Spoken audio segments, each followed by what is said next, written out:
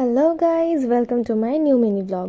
আমি আর দিদি রওনা দিলাম মাসির বাড়ির পথে। রাস্তায় আমি আর দিদি আড্ডা দিতে দিতে নিজেদের সুখ দুঃখের গল্প বলতে বলতে ফাইনালি 5:30টায় পৌঁছে গেলাম মাসির বাড়ি।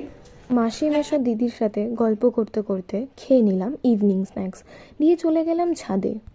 জানো তো, মাসিদের ফ্ল্যাটের পাশেই কবরস্থান। জানি না কেন মাসির বাড়ি গেলেই ছাদে চলে যাই অলওয়েজ, তাই এইবারও চলে গেলাম ছাদে। জানি খুব একটা ইন্টারেস্টিং জিনিস তো নয়।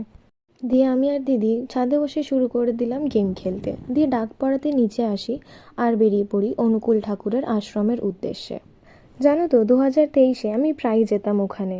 ওইখানে একটা দাদু আছেন, ওনাকে আমার ভীষণ ভালো লাগে অ্যান্ড উনিও আমাকে ভীষণ স্নেহ করেন, আর জায়গাটা শান্তিপূর্ণ ভীষণ। সে হাই।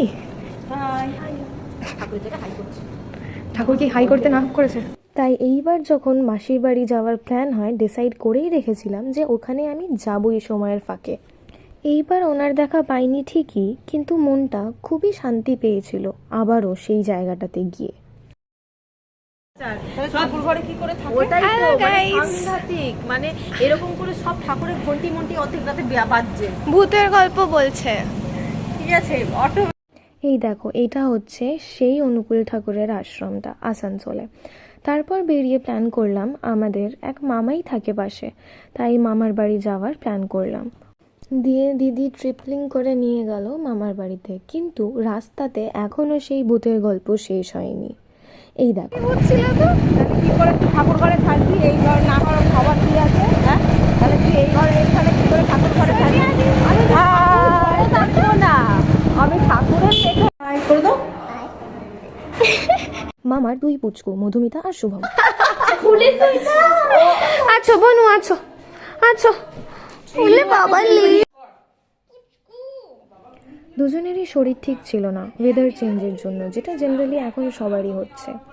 তাও অনেক খেললাম ওদের সাথে, পুচকুটাকে প্রচুর আদর করেছি। দিয়ে অনেক খেলা করার পর চলে গেলাম দিদার কাছে। আমার এই দিদা না সাদা নাড়ু ভীষণ ভালো বানায়, কিন্তু এইবার দিদা আমাদের খাইয়েছিল সিমইয়ের পায়েস, সেটাও অসাধারণ হয়েছিল।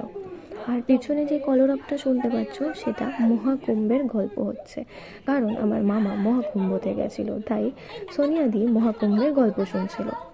আমি পুচকুটার সাথে খেলতে ব্যস্ত ছিলাম আর মৌদি ভিডিও করছিল। দিয়ে এই করে চলে আসলাম বাড়ি। এই যে আমার মাসি, আজ এখানেই শেষ করছি। Tata guys.